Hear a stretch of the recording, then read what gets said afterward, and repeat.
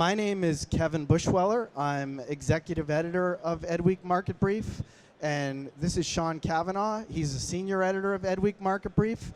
EdWeek Market Brief is a premium editorial service that's produced by the publisher of Education Week. And what we try to do is provide actionable intelligence about the US market to education companies both in the United States and abroad. So today what we're going to go through is sort of the key trends and issues you should be aware of if you want to crack and master the US market. And I want to encourage you to please, if a question pops in your head while we're talking, raise your hand and we'll address it on the spot. We don't have to wait until the end of the presentation to have a Q&A session. I mean, I've been to enough conferences where the presentation is about interactivity in the classroom, and it's a whole lecture with 20 seconds of Q&A at the end of it. When we don't want that, we don't want it to be like that. So let's get started. The new political landscape. We've had quite a bit going on in the United States in recent months, and so in a time of growing political uncertainty in the United States, one thing is clear, though. One thing is clear. We will be spending a lot more time on Twitter. So, you know, remember that. But joking aside, I think it will be vital for education companies to pay very close attention to the shifting political landscape and what that means for K-12 schools and the products and services they purchase. Politics leads to policy changes. Policy changes affect business. They can open up opportunities, they can close opportunities. So consider that Republicans who now control the White House, the US House, and the US Senate are also in the driver's seat in 33 governorships in the states in the United States. A level of control in the states not seen for nearly 100 years. Okay, that's significant. Now that likely signals that much more power about the direction of education will be shifted to the states according to our reporting in EdWeek Market Brief. But that shift comes with challenges. By 2018, about half of the nation's governors will have turned over, 8 in the recent election and 18 coming up. State chief school officers are turning over every 2.5 years, compared with 6 or 7 years a while back. The bottom line, it's very hard to get traction on state initiatives when there's so much upheaval at the top. Now, innovation. Innovation actually likes certainty, not uncertainty. And there's not much of that right now. Messing with the Common Core state standards, which more states might feel empowered to do in the current political environment, would likely focus too much attention on standards and not enough on the personal learning of needs of kids. On the other hand, some experts suggest any move away from some of the educational inputs prescribed in the Obama administration's interpretation of the Every Student Succeeds Act could open the doors to new approaches and innovation. And that could be a good thing for education businesses based outside the United States. Now, budgets. That's something you really need to, pay close attention to if you're trying to crack the US market. And the Association of School Business Officers is telling its members to, quote, be prepared for anything, given the outcome of the election, and to expect that more money will likely not flow into K-12 overall. Also, one agency to pay close attention to is the FCC, the Federal Communications Commission. Under Obama, the FCC has made significant changes to programs that impact educational technology, both related to funding and the use of modern digital tools. However, all 5 FCC commissioners are appointed by the president to 5-year terms, and a Trump-appointed FCC could go in a different direction, moving toward reducing what's called the universal service fee, which pays for programs like the E-rate.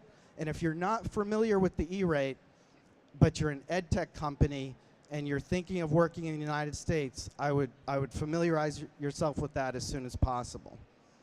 However, some initiatives could benefit from the new political landscape. More Republican governors are backing investments in early childhood, and there seems to be a growing bipartisan focus on higher education. In addition, and this is a big one, Trump has talked extensively about the need to invest in infrastructure, which could include schools. And that type of investment could be interpreted as meaning building up the educational technology infrastructure in schools. So one of the big issues to keep an eye on in U.S. schools in the years ahead with the new administration will be school choice, which Sean is going to talk about now. Thanks, Kevin. So Donald Trump has talked about spending about $20 billion on school choice programs, including private school choice. No one is exactly sure what this means, because Donald Trump has also talked about cutting federal spending, including spending in the U.S. Department of Education. One option for Mr. Trump would be to promote private school vouchers, which, as some of you may know, in the United States means basically using taxpayer money to support private schools. But there are a lot of legal and political barriers to doing this, so it's unclear whether that will play out. Another option for Mr. Trump would be to promote the growth of charter schools. Charter schools now represent about 3 million students in the United States, about 6% of the overall public school population. If we saw a big surge in private school growth, what that would basically mean is a lot more autonomy at the local level at the school level in terms of buying decisions by individual schools. One potential school choice option Mr. Trump could explore is the use of tax credits, which is basically giving families tax breaks to spend on private schools. Tax credits seem to have had more political support both at the federal level and at the state level in recent years. So that's one option he could pursue. But the bottom line is we're likely to see some combination of private school choice and public school choice increase, which means more spending decisions being made at the local level in the United States. And I'll turn things back over to Kevin, who will talk a bit about spending and enrollment trends in the United States. Okay, great. So when I was a younger reporter, spending enrollment used to just bore me to death. Oh, please, editor, don't send me to do another story on spending or enrollment. But now this stuff fascinates me, absolutely, and it should fascinate you too, if you want to really understand where the opportunities exist in the United States. So the vast majority of spending on K-12 education, as you can see here, comes from the state and local level. About 90% of it combined. Just 10% comes from the feds. While the federal government ended up chipping in more at various points during the Obama administration, that's in large measure because of the flow of emergency federal aid under what was called the stimulus. Now, overall, the budgets for K-12 education continue to improve from the depths of the so-called Great Recession of 2008 and 2009. In fiscal 2016, state general fund budgets rose by an estimated 5.5%, though many states' budgets rose by less than that. Now, as state economies have improved overall, 36 states proposed spending increases for K-12 education for fiscal 2017, worth an additional $9 billion.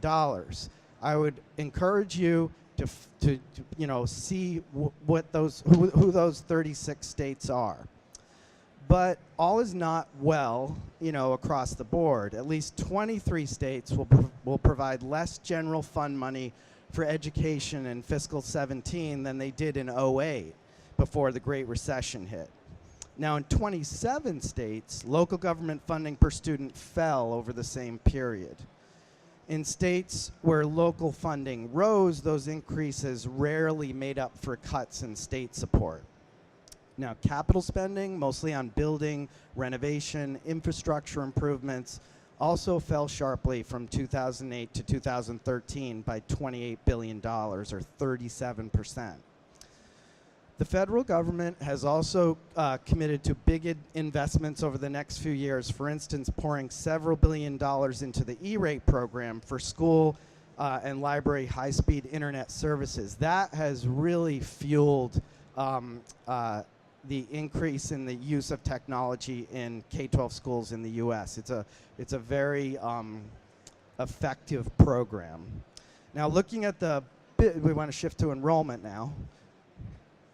So enrollment is, and like I said, I used to not be interested in enrollment, but now it fascinates me, all these shifts that are taking place across the United States, both in the numbers and in the different demographics that are occurring. And looking at the big picture, overall K-12 public and private school enrollment stands at about 55 million, and that number has been relatively stagnant since about 2010. But it's expected to rise again to reach nearly 58 million a decade from now in 2024. The enrollment growth will be highest among younger students, especially in the western and southern parts of the United States, many of which also have big or rising Latino populations. So, if you're not a student of enrollment and budget trends and you want to do business in the United States, you should become a student of those trends. Now, Sean is going to talk about how you need to know more about the Every Student Succeeds Act. Thank you, Kevin.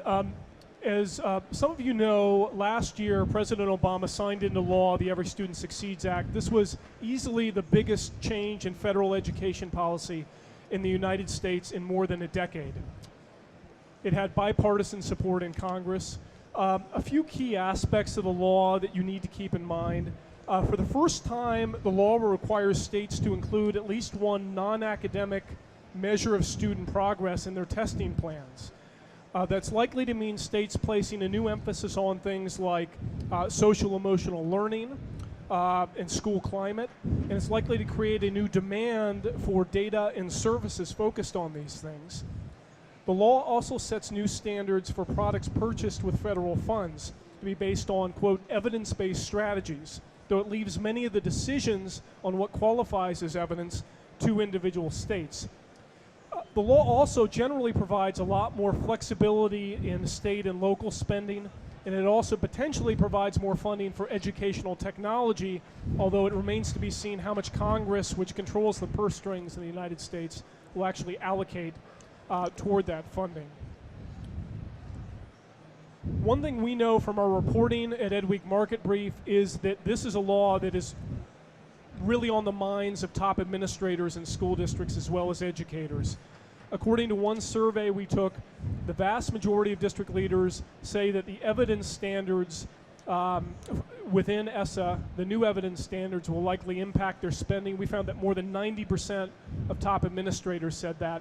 We also found that the vast majority of K-12 officials want to see key ESSA phrases in the marketing materials brought to them by companies. Phrases such as evidence-based strategies, non-academic factors, and so on. So it behooves you to get to know the law and to get to know some of the specific policies in the law so you can talk about it intelligently with school district officials in the U.S. And Sean, can I make one point too? So we do exclusive survey work around these types of issues, like ESSA, like enrollment trends and things like that. What we do is we survey school superintendents, chief technology officers, chief academic officers, and other school leaders to sort of get a feeling for what's coming down the pike.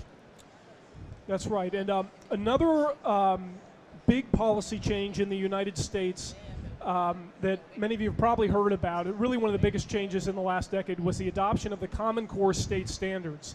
These were standards designed to set common academic guidelines and expectations for students in math and English language arts. They were initially adopted by more than 45 states. They have been controversial. About 10 states have dropped out of the Common Core since then, although among some of those states, they still have standards that in some way closely follow the Common Core, even if they don't call them that.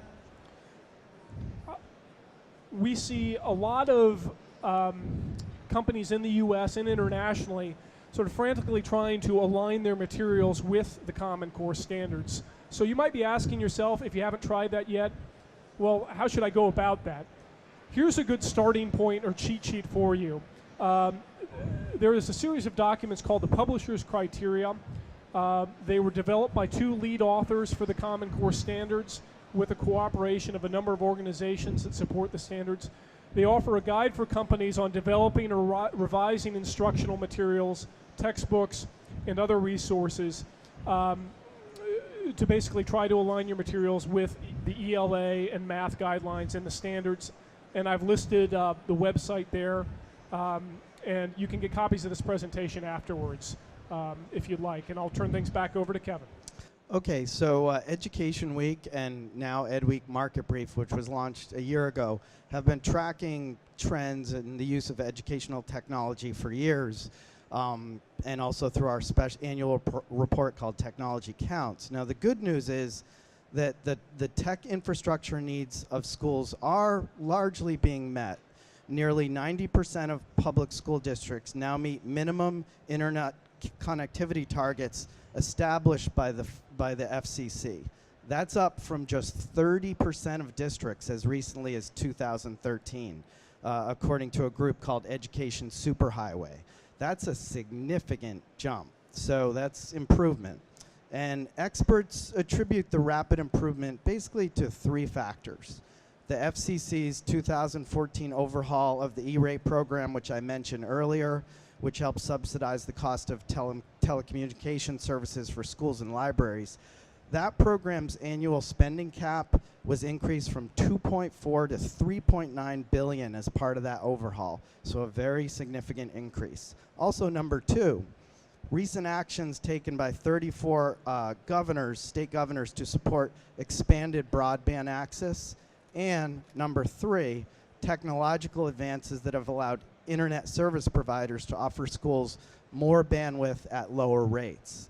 But even with that progress, there are some big challenges ahead. One big one is that despite all the technology advances in schools in the United States and the widespread use of technology in our economy and our culture, teachers are still struggling to use technology in ways that actually transform instruction.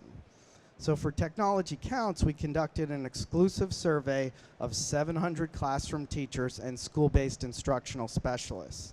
The results really show the complexity of creating meaningful change in American classrooms with technology. Basically, most teachers are enthusiastic about trying out new technologies, the survey found, but when asked to gauge how prepared their students are to use educational technology, the teachers gave higher ratings to routine practice like drills on skills rather than sort of more ground-shifting approaches such as creating original content, using social media to collaborate on assignments, or producing rich multimedia projects. One thing you have to be patient with if you decide to work in the United States is the reality that change often happens slower than you might want or expect, and you can't get frustrated. You just have to sort of work through it. Now, it's a painful reality to get used to, but you have to get used to it to crack the market.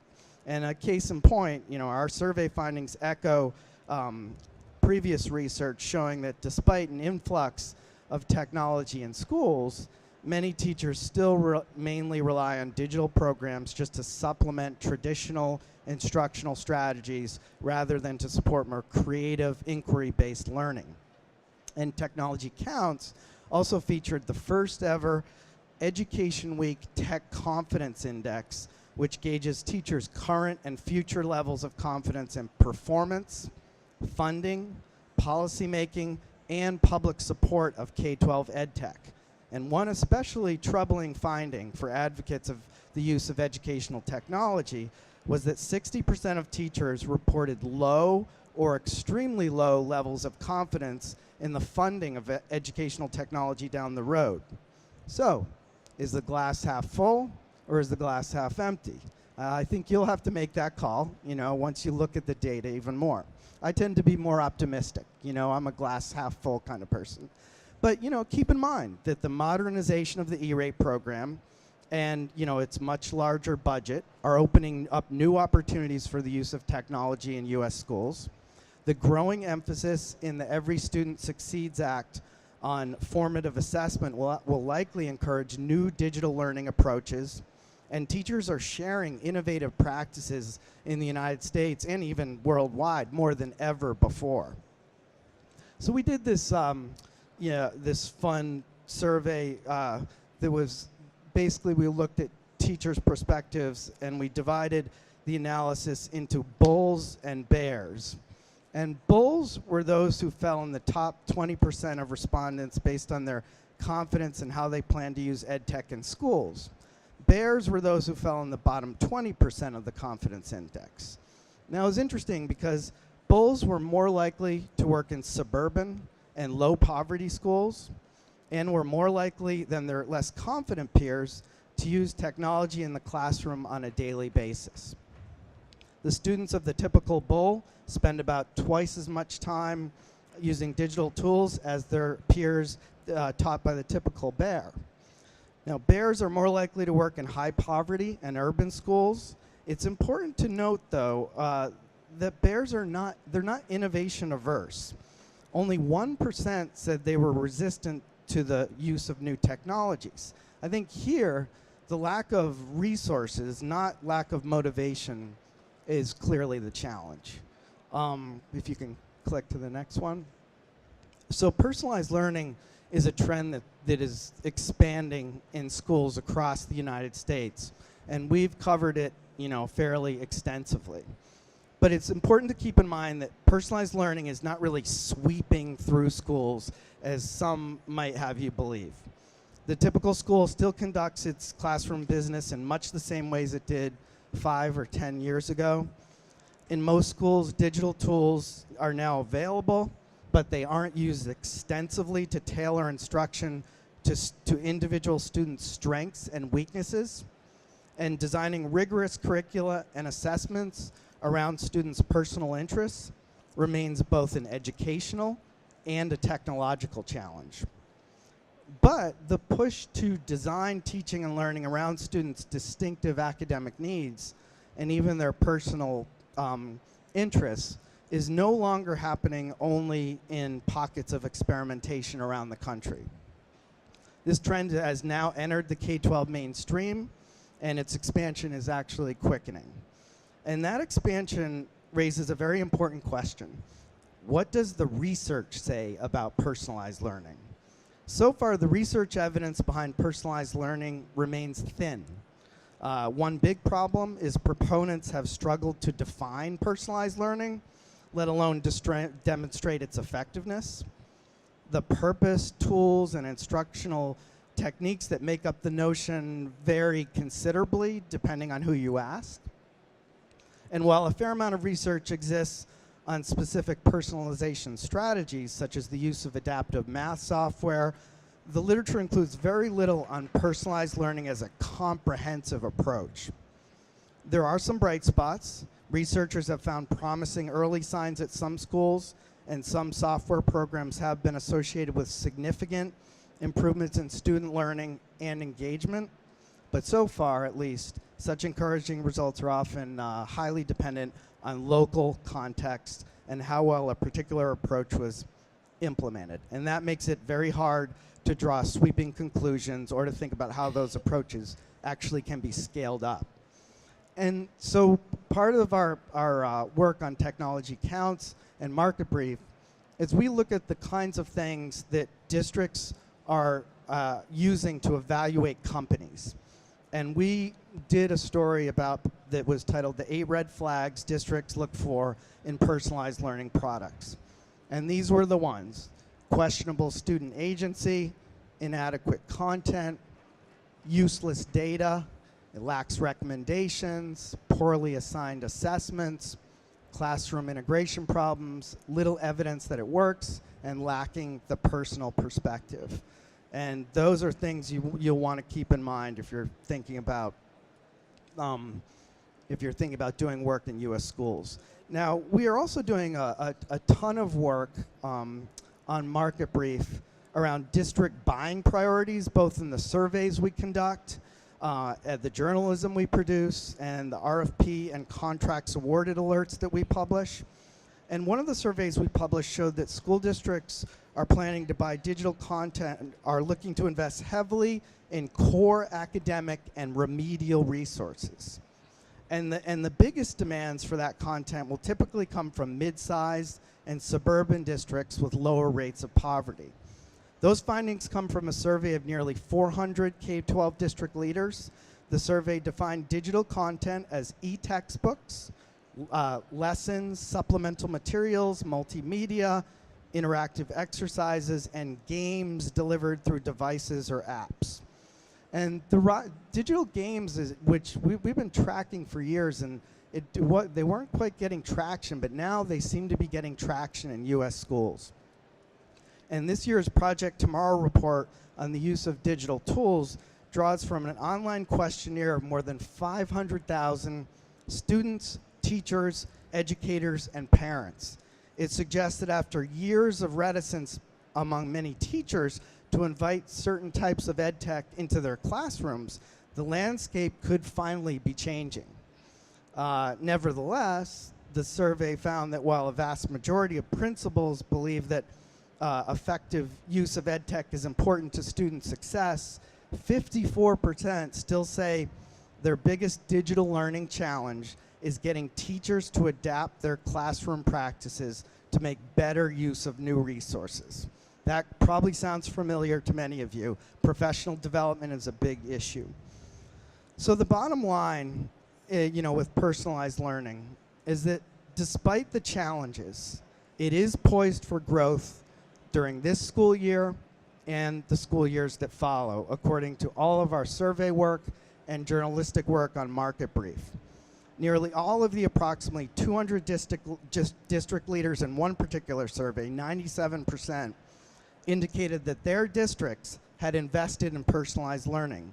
And among those leaders whose districts had made that investment, more than half said the investment would grow over the next year. So I'm going to turn next to Sean, and he's going to talk about the issue of open educational resources. One of the big issues we're following in our reporting at EdWeek Market Brief is the growth of open ed resources. Some of you may have heard of this trend, but basically open ed resources are defined as resources that are created on a license which allows them to be repurposed, shared, sliced and diced to the user's content. They're widely seen as a threat to commercial resources, although we've also seen some commercial adopters in the United States seek to integrate open ed resources into their platforms.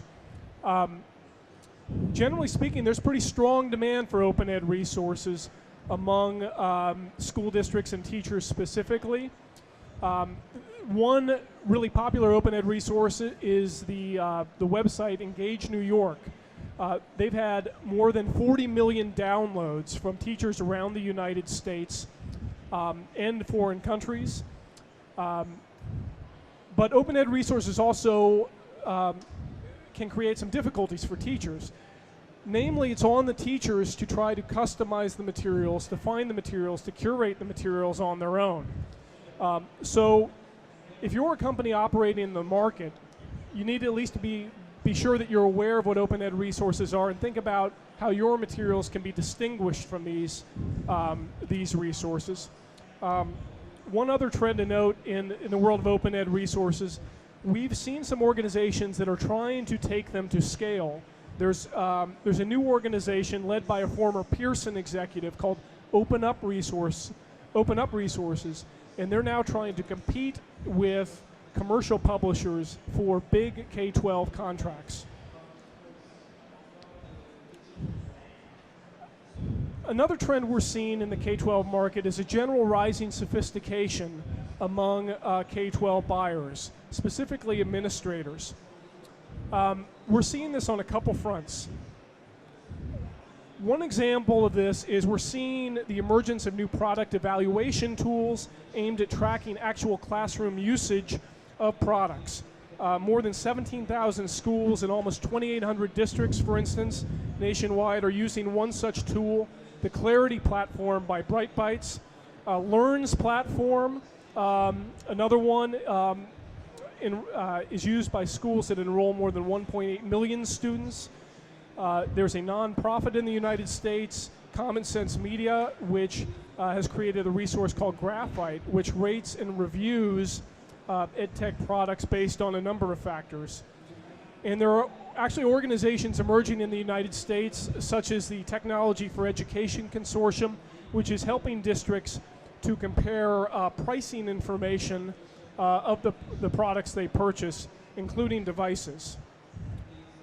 One other trend to keep in mind in the U.S. market is the continued collaboration between top-level administrators in school districts, including chief academic officers and chief technology officers. These were groups that for years have worked in silos, largely doing their own thing, but they can't do that anymore, in part because technology is becoming such a core part of instruction in many districts.